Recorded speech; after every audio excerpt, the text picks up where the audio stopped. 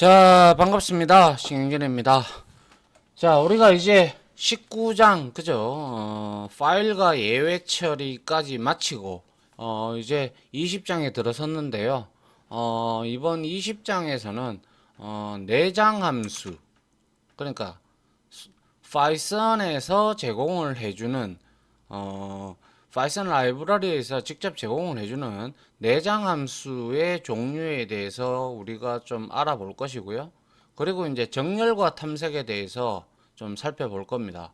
그리고 마지막으로 람다식에 대해서 이제 디테일하게 디테일하게 여러분들하고 좀 살펴볼까 합니다. 내장 함수는요, 69개가 있어요. 69개가 있는데 이 69개에 대해서는 다 살펴볼 수는 없고요. 우리가 정말로 많이 쓰는 그러한 내장 함수를 위주로 살펴볼 예정이고요. 그리고 이제 정렬과 탐색에 관련돼서는 이제 정렬이 어떻게 이루어지느냐, 또 탐색은 어떻게 이루어지느냐, 이러한 부분에 대해서 디테일하게 또 볼 것이고, 그리고 우리가 앞에서 람다식에 대해서 조금은 했었어요. 그죠? 근데 그때 당시에는 이런 형태로 수식은 되고 이런 형태로 사용을 한다 라고 이제 설명을 드리면서 여러분들한테 여러분들하고 이제 뒤에 나오니까 디테일하게 보자라고 제가 설명을 드렸어요. 그죠? 자, 이제 여러분들은 파이썬에 대해서 파일과 예의 처리까지 다 배웠다면 이제 어느 정도 이제 파이썬을 이제 능숙하게는 아니지만은 그래도 여러분들은 이제 좀 많이 올라왔다라고 저는 개인적으로 생각을 합니다. 물론 개인적인 차이는 있겠지만 여러분들이 어떻게 노력을 했느냐에 따라서 그 내용이 달라지겠죠. 그죠? 노력을 많이 하신 분들은 이것저것 많은 예제를 치고 자기 혼자 고뇌를 하면서 공부를 했다면 상당히 많은 수준에 올라왔을 거라고 개인적으로 생각을 합니다.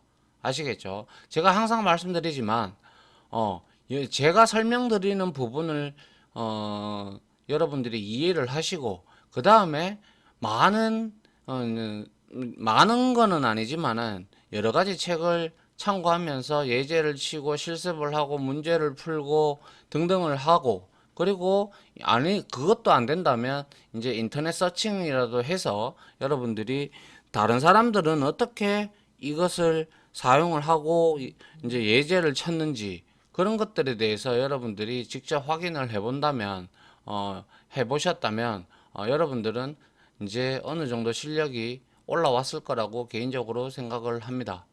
믿어 의심치 않겠습니다. 열심히 하셨을 거라고 생각합니다.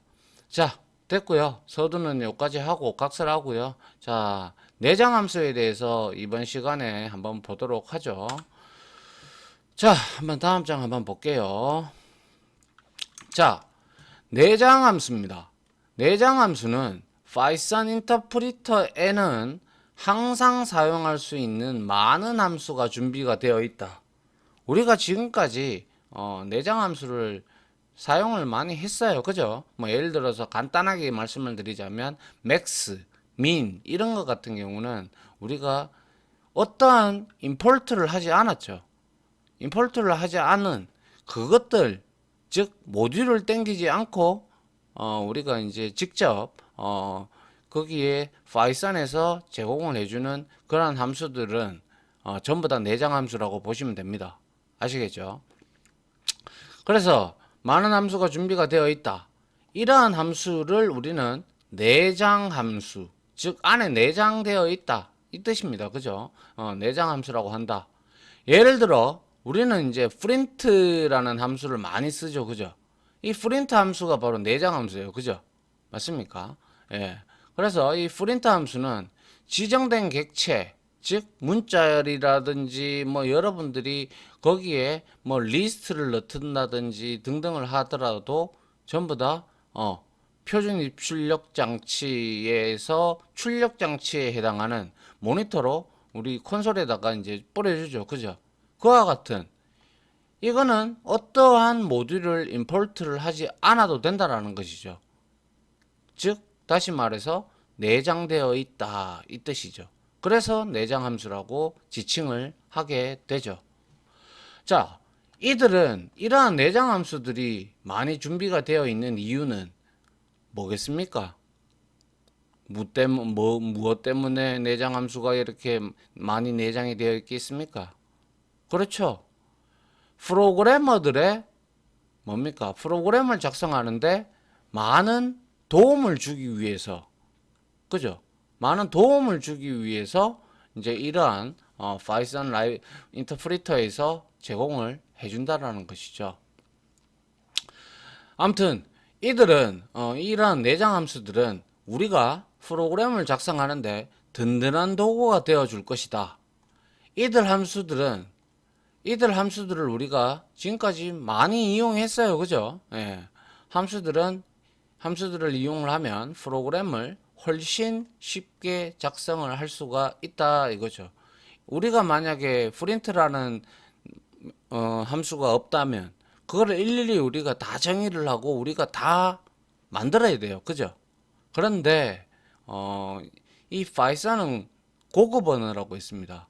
고급 언어이기 때문에 사용자가 편리하게끔 만들어주는 이러한 소위 말해서 라이브러리 내장으로 이제 인터프리터 안에 내장 함수로 존재함으로써 프로그래머들의 프로그램을 작성을 하는데 상당한 도움을 주게 되는 것입니다. 아무튼 파이썬 3.8 기준에서 69개의 내장 함수가 있는데요. 내장 함수들의 간단한 설명과 함께 알파벳 순서로 여기에 URL이 있습니다. 그죠? 이 URL에 여러분들이 들어가 보시면 이러한 지금 밑에 표와 같이 한번 들어가 볼까요? 자, 여기 어디 있습니까? 여기 들어가서 자, 우리가 왜 안 뜨죠? 여기 자, 파이썬 닥스라는 곳 여기에 들어가면 라이브러리 레퍼런스가 있습니다. 요거를 클릭을 하시고 밑에 보면 빌트인 펑션즈라고 있습니다. 그죠? 빌트인 뭡니까? 만들어졌다. 그죠? 내장으로 만들어졌다 라고 해서 자, 요거를 클릭을 하게 되면 이와 같이 내장 함수들이 존재를 한다라는 것이죠. 여기에 보면 우리가 썼던 length, list 여러 가지들이 많이 보이죠. 그죠? 이러한 함수들에 대해서 이제 조금 알아보려고 합니다. 물론 아는 것도 있고 제가 사용을 해서 여러분들이 알고 있는 것도 있고 모르는 것도 있을 겁니다. 그런데 우리는 여기서 디테일한 것만 자세한 거 이걸 전부 다 살펴볼 수는 없고요. 여러분들이 만약에 궁금하시다면 이런 것들을 여러분들이 직접 클릭을 하면 여기에 이와 같이 레퍼런스가 다 나오죠. 이 레퍼런스를 이용을 해서 여러분들이 영어를 혹 모르시더라도 번역기 돌리면 대충 이게 무슨 역할을 한다 라는 것을 여러분들은 이해를 할 수가 있죠. 맞습니까? 예. 그렇기 때문에 그런 형태로 여러분들이 사용을 항상 왔다 갔다 하시면서 이 파이썬 닥스라든지 튜터라든지 이러한 것들 제공해 주는 것들을 이용을 해서 여러분들이 직접 왔다 갔다 하면서 이렇게 개발을 합니다. 어떠한 개발자들도 다 외우고 있을 수는 절대 없습니다. 그러니까 필요하면 이러한 닥스에 들어가서 여러분들이 사용법이 이렇게 다 나오죠. 그죠? 사용법이 다 나오니까 여러분들이 직접 확인을 해 보시면 될 겁니다. 그러면 여러분들은 이제 왔다 갔다 하면서 이제 하나하나씩 여러분들이 쓰다 보면 스스로 익숙해지게 될 것이죠. 맞습니까? 예, 저 역시도 마찬가지. 다 외우지는 못해요. 인간이기 때문에. 다 외우면 그거는 천재입니까? 예, 천재겠죠. 다 외우면 좋겠죠. 좋지만 다만 중요한 것은 이제 여러분들이 왔다 갔다 하면서 사용하다 보면 자연스레 손에 익는다 이런 뜻이죠. 그래서 반복이 중요하다는 뜻입니다. 자, 아무튼 이들 내장 함수들은 import 문장을 포함시킬 필요가 없습니다. 그죠? 맞습니까? 언제든지 우리는 사용할 수가 있죠. 그리고 대부분의 객체에 대해서도 사용이 가능하다. 우리는 가장 많이 사용되는 함수만을 살펴볼 것이다. 하지만 학습하지 않은 함수라 하더라도 함수의 이름만 보면 어떤 기능을 하는 것인지 추측할 수 있을 것이고, 아울러 방금 전에 보여드렸던 닥스에 들어가셔서 그렇게 빌트인 펑션 해서 검색을 하셔서 여러분들이 이용을 하시면 된다라는 것입니다. 아시겠죠? 필요하다면 얼마든지 찾아서 사용을 하시면 됩니다. 됐습니까? 예. 자, 그 다음 한번 볼게요. 자, 이제 하나하나씩 좀 살펴볼까 합니다. 자, 먼저 첫 번째로 ABS 함수 써봤어요. 그죠? 우리 ABS 함수는 숫자의 절대값을 반환하는 데 사용된다. 정수 및 부동소수점 수를 포함하여 모든 수에 적용이 가능하다. 이거는 무조건 절대값을 반환을 하는 것이죠. 예를 들면 코드를 보면 자 마이너스 20이지만 프린트해서 ABS 그죠? 어브졸루트입니다. 그죠? 이 내용을 찍어버리면 자 절대값인 20이 이렇게 출력이 되는 걸 알 수가 있죠. 맞습니까? 이거는 우리가 많이 썼기 때문에 몇 번 써봤기 때문에 여러분들이 익숙할 거라고 개인적으로 생각을 합니다. 자, 그 다음에 두 번째로 all이라는 함수가 있습니다. 이 all이라는 함수는요, 보시다시피 all 함수는 시퀀스, 즉 반복 가능한 객체들을 의미하죠. 그죠? 그래서 리스트나 딕셔너리 등을 우리가 받아가지고 모든 항목이 만약에 참이라면 true를 반환한다. 즉 다시 말해서 이거는 AND와 같이 우리가 리스트에서 이렇게 리스트가 이렇게 있어요. 그죠? 맞습니까? 여기에 만약에 근데 1, 2, 3 그리고 4 뭐 이런 식으로 돼 있어요. 근데 여기에 0이 없다. 그죠? 맞습니까? 0은 곧 false를 나타냅니다. 이렇게 된다면 all에서는 all 함수에다가 우리가 이걸 잡아 넣으면 이거는 true가 나옵니다. 하지만 여기에서 다른 값들은 전부 다 true를 반환하는 0이 아닌 값이라고 할 값이라도 여기에 만약에 하나가 0이라면 이거는 무조건 false를 반환합니다. 아시겠죠?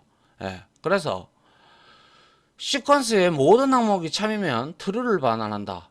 그렇지 않으면 false를 반환한다. 시퀀스가 비어 있으면 그리고 참고로 이 all 함수는 자 요렇게 시퀀스가 이렇게 비어 있으면 이거는 true를 반환합니다.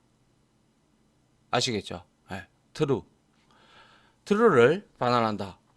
0이 아닌 값은 참으로 간주되고 0은 거짓으로 간주가 된다. 밑에 예제를 보자면 자 mylist 해서 1346 여기에 0이 있나요? 없죠. 모든 값이 참이죠. 그렇기 때문에 여기에서 프린트 해서 all 해서 매개 변수로 리스트를 우리가 mylist를 넣어주면 이거는 true를 반환합니다. AND 조건이죠. AND 조건과 아주 유사하죠. 그죠? 그 다음에 여기에 보시면 1, 3, 4까지는 true인데 마지막에는 뭐예요? false가 들어왔다. 그죠? 0. 그러면 이거는 하나의 값이 거짓이 되죠. 그러면 이거는 싸그리 다 거짓이 돼 버립니다. 그래서 이렇게 우리가 프린트해서 all 해서 mylist를 해버리면 false가 나온다는 뜻이죠. 이게 바로 all이라는 함수의 특징입니다. 그래서 이런 것 같은 경우는 우리가 리스트에서 뭐 어떠한 하나의 false 값이 있는지 아니면 모든 것이 참인지를 확인할 때 아주 유용하게 여러분들이 사용할 수가 있겠죠. 리스트가 1346이라고 이렇게 간단하게 몇 개 안 되면 상관이 없겠지만 눈으로 육안으로 확인이 가능하겠지만 이제 우리가 데이터를 입력을 할 때 입력 받을 때 이 리스트에다가 계속 어펜드를 한다든지 인서트를 한다든지 우리가 하다 보면 상당히 데이터가 길어질 수가 있겠죠. 그러면 우리가 사람의 눈으로 일일이 다 확인을 할 수가 있을까요? 어렵습니다. 그죠? 시간도 많이 걸리고 그럴 때 all이라는 함수를 사용하시면 여러분들은 아하 여기에 0이 있구나 아니면 0이 없구나 라는 것을 간단하게 파악을 할 수가 있게 되는 것입니다. 이해됩니까? 예. 이게 바로 all이라는 함수였습니다. 됐죠? 예. 자, 그 다음 한번 볼게요. 자, 그 다음에는 n이라는 함수입니다. n은 어떠한 것이라도 이런 뜻이죠. 맞습니까? 그래서 n의 함수는 시퀀스 객체의 한 개의 항목이라도 참인 경우에 참을 반환한다. 뭡니까? and의 반대인 or와 유사한 함수죠. 맞습니까? 그래서 n의 함수는 시퀀스 객체에 있는 한 개의 항목이라도 참인 경우에 참을 반환한다. 그렇지 않으면 거짓을 반환한다. 즉 다시 말해서 자 지금 마이리스트를 해서 0, 1, 2, 3 이렇게 줬어요.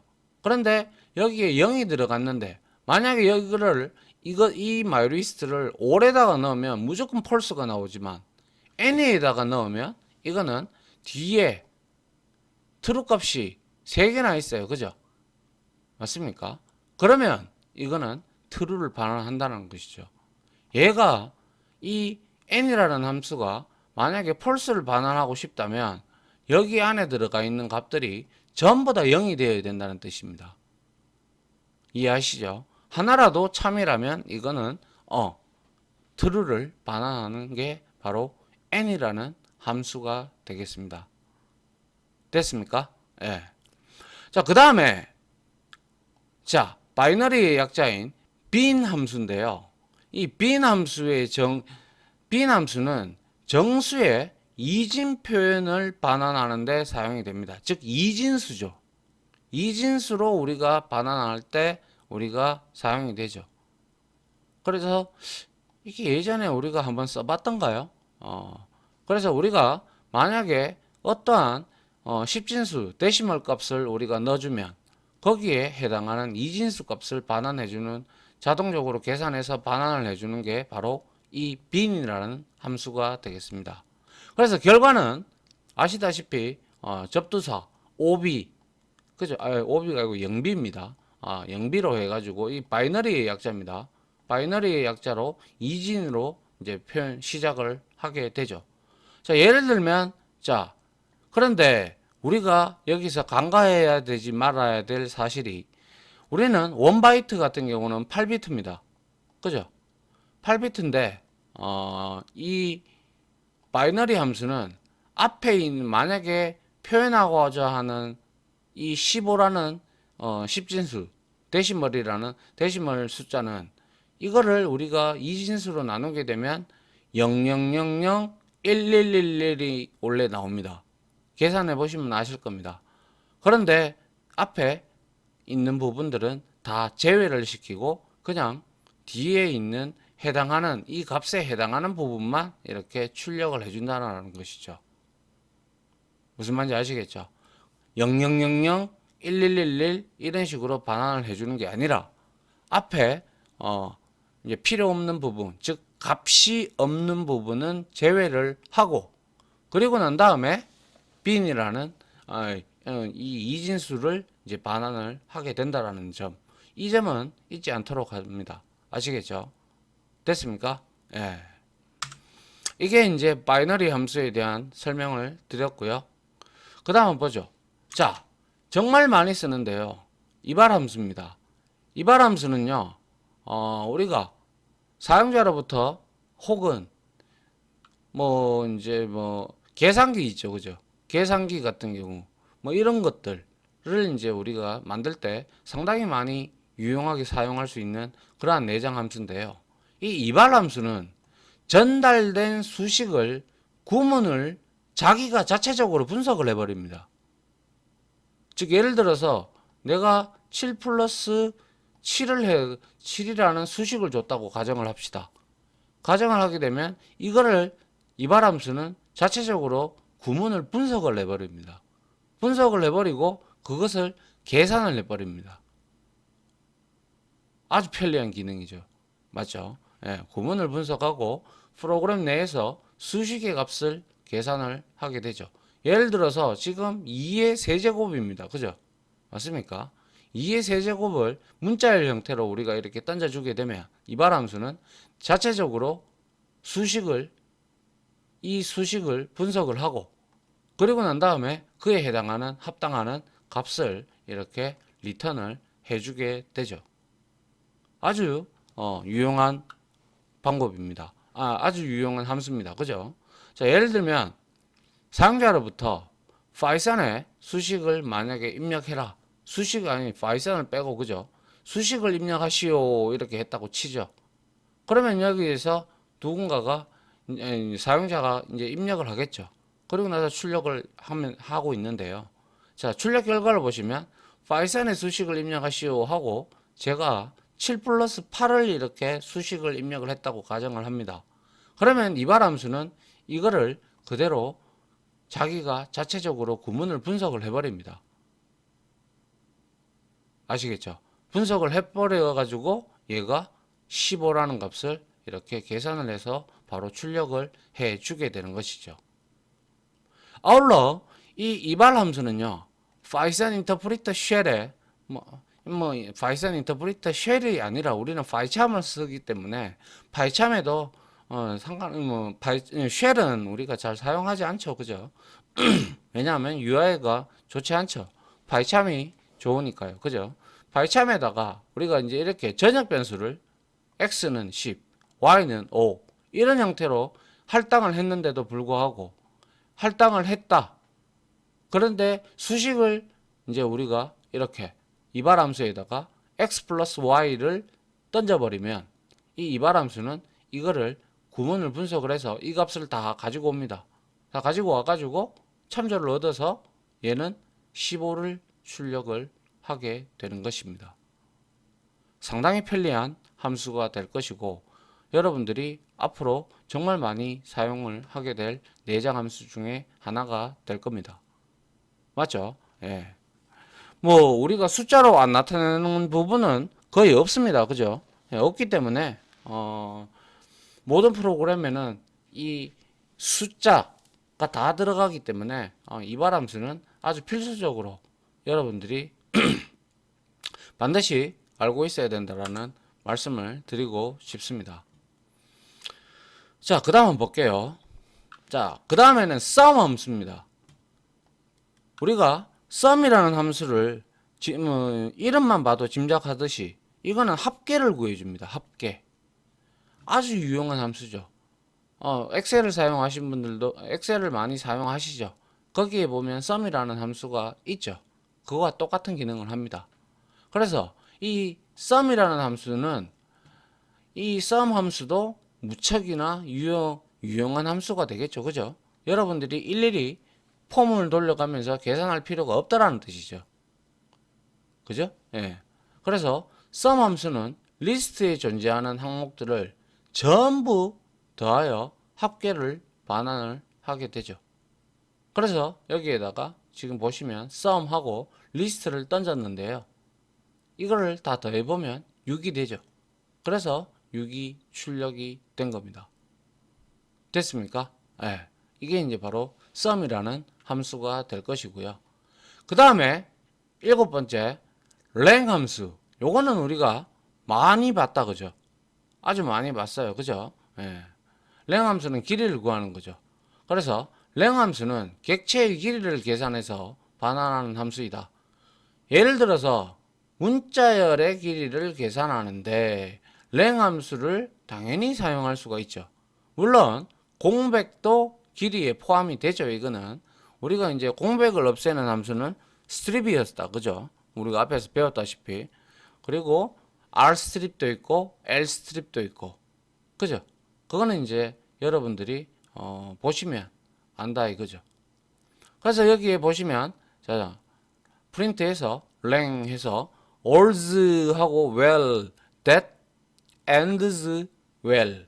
이렇게 계산을 해보면 이게 바로 27개의 길이를 가진다라는 걸 알 수가 있습니다. 물론 실습 시간에 해볼 겁니다. 해볼 거니까 여러분들이 이제 하나하나 그때 계산을 해보면 될 겁니다. 아울러 랭이라는 함수는 리스트에도 사용을 할 수가 있는데요. 리스트에 랭을 사용하면 리스트 안에 있는 항목의 개수를 반환을 하죠. 그래서 여기에 지금 보시다시피 프린트해서 랭에다가 이렇게 리스트를 던졌어요. 지금 보시면 5개가 있습니다. 그래서 출력 결과가 5개가 나온다는 뜻이죠. 아울러 이 랭 함수는 모든 자료 구조에 다 적용이 가능한데요. 특히 딕셔너리나 튜플에도 항목의 개수를 우리가 반환을 한다 이 뜻입니다. 상당히 편리하겠죠. 맞습니까? 그래서 특히 랭 함수는 특히 반복문에서 우리가 편리하게 사용을 해왔던 것도 있고, 그게 아니라도 뭐 여러분들이 뭐 더 할 것 같으면 sum 함수를 쓰면 되는 것이죠. 맞나요? 자, 아무튼 이 딕셔너리나 튜플에서도 항목의 개수를 반환한다는 사실, 이것도 우리가 추후에 다음 실습 시간에 같이 한번 보도록 하죠. 자, 그 다음 볼게요. 자, 그 다음에는 이제 나오는데요. 자, 리스트 함수입니다. 리스트 함수 많이 썼는데 제가 그때마다 생성자 호출이다, 생성자 호출이다 라고 이런 말씀을 드린 바가 있습니다. 맞습니다. 리스트도 하나의 클래스로 정의가 되어 있기 때문에 얘도 이제 우리가 이렇게 S 해서 A, B, C, D, E, F, G라는 문자열을 만들었다고 가정을 한다면 이거를 내가 리스트로 받고 싶다. 그러면 우리는 이렇게 리스트의 생성자, 리스트 객체의 생성자를 호출해서 그 매개 값으로 이 S라는 문자열 값을 던져주면 이거를 우리는 하나하나 문자로 이렇게 출력을 해주죠. 리스트는 리스트로 변환을 시켜서 이렇게 만들어 준다는 것이죠. 아울러 이와 같이 밑에 튜플이 있습니다. 그죠? 튜플. 이 튜플에서 1, 2, 3, 4, 5, 6이 있더라도 이것도 역시 리스트라는 함수를 쓰게 되면 튜플에서 리스트로 자료 구조가 자료의 저장 형태가 바뀌게 되는 것이죠. 자료의 타입이 말이죠. 아시겠죠? 네. 리스트로 바꾸고 싶다 하면 여러분들이 항상 리스트 함수를 여러분들이 떠올리시면 될 것 같습니다. 자, 그 다음에 상당히 중요한 또 함수가 하나 나오는데요. 자, 맵이라는 함수가 있습니다. 맵 함수는요, 반복 가능한 객체, 즉 리스트나 튜플이나 우리 시퀀스 객체들 있죠, 그죠? 예, 그러한 객체들 등의 항목에다가 주어진 함수를 일일이 다 적용을 시킵니다. 죄송합니다. 자꾸 이상한 게 뜨네요. 주어진 함수를 적용한 후에 적용 결과를 반환을 하게 되죠. 자, 무슨 뜻이냐?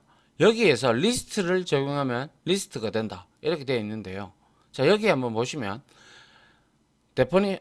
함수를 하나 지금 정의를 해놨죠. 스퀘어 해서 매개 변수를 하나 받고 얘는 리턴으로 자, 이거의 제곱값을 이거의 곱하기 값을 그죠? 지금 리턴하고 있어요. 그죠? 맞습니까? 그래서 n 곱하기 n을 리턴을 하고 있는데 메인 코드에서 my list에서 자, 이렇게 리스트를 생성을 했다면 이것을 가지고 우리가 리스트로 만들겠다는 것이죠. 그 다음에 맵 함수를 호출했어요. 그 다음에 첫 번째 매개 변수로는 적용될 함수가 들어옵니다. 근데 스퀘어가 들어왔다. 그죠? 스퀘어는 매개 변수를 받아서 어떻게 한다고요? 그쵸? 제곱값을 리턴을 하는 거죠. 그런데 그 다음에 적용 대상이 나오는 거죠. 적용 대상이 나와서 여기에 my list를 넣으니까 이거를 찍어보니 이 개별 하나에 대해서 뭡니까? 이 함수가 다 적용이 된 거예요. 그래서 결과론적으로 1, 4, 9, 16, 25 이렇게 지금 나오고 있는 겁니다. 이해됩니까? 예. 그래서 모식도를 보게 되면 이렇게 XYZ가 있다면 우리는 이 맵 함수를 통해 가지고 우리가 일일이 하나하나에 대한 함수를 호출하지 아니하고 한 번에 이렇게 모든 항목에 대해서 함수를 적용을 이렇게 시킬 수가 있다는 것이죠. 그게 바로 맵이라는 함수입니다. 상당히 많이 사용이 되고요. 여러분들도 앞으로 상당히 많이 이용을 하시게 될 겁니다. 그래서 다시 한 번 더 보시게 되면 상당히 중요한 함수이기 때문에 여러분들이 알고 계셔야 되고 정리를 하셔야 됩니다. 자, 맵 함수는요. 반복 가능한 객체의 모든 항목에 대해서 지정된 함수를 적용한다는 점, 이 점을 여러분들이 뭡니까? 정리를 반드시 해 두시기 바랍니다. 물론 실습을 통해서 여러분들과 하겠지만 이 부분을 여러분들이 반드시 이해를 하셔야 됩니다. 아시겠죠? 시간이 많이 됐네요. 아직까지 좀 남았는데.